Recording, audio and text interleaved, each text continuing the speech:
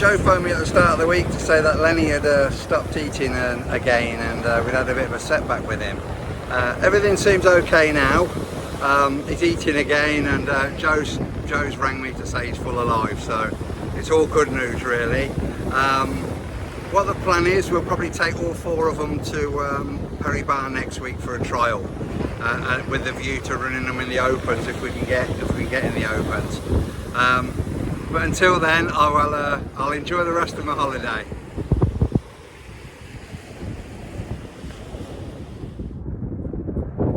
Good morning all. I got back from my holiday late last night and out this morning, early morning with the dogs. To be quite honest, after being in the warm for a week, it's it's freezing cold today.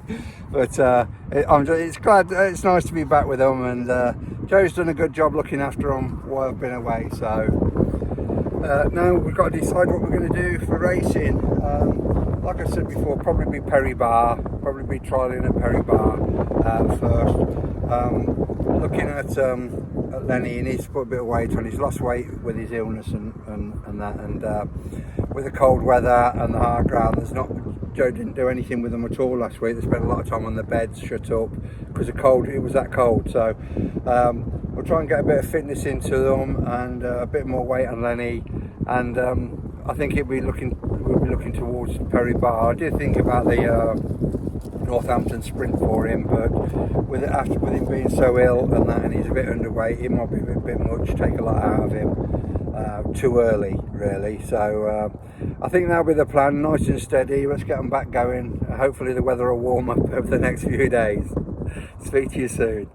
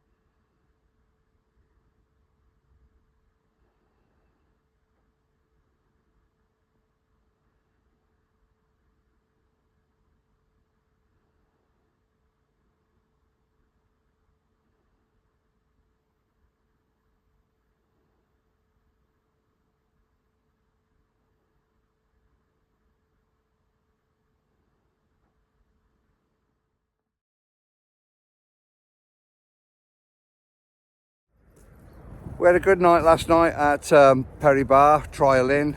They were sprint trials, just to brush the cobwebs off really. Jack beat Cooper by about 2 lengths in his, which was a decent time, and Rocky comes second in his trial. Both the trials they were in were the fastest sprint trials of the night, which I'm quite pleased with. I'm not too bothered about the times anyway, but it's a first run back. It brushes the cobwebs off.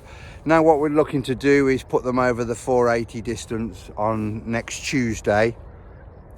So we do over the 480s next Tuesday, and with looking to run the following Saturday in the open races. That's the plan anyway, and we'll see how things go. It's been a bit quiet the last few weeks with the bad weather, and I've not raced much in the holiday as well. I'd like to thank everybody for liking and subscribing. Seem to get more and more subscribers each week, which is fantastic. Thanks very much for that, and we'll speak again soon.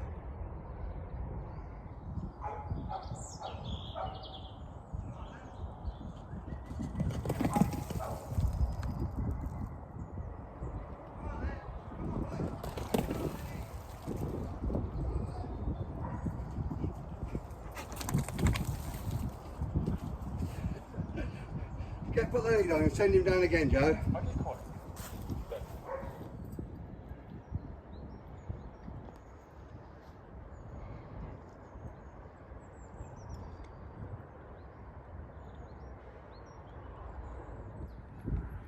galloped Lenny yesterday afternoon.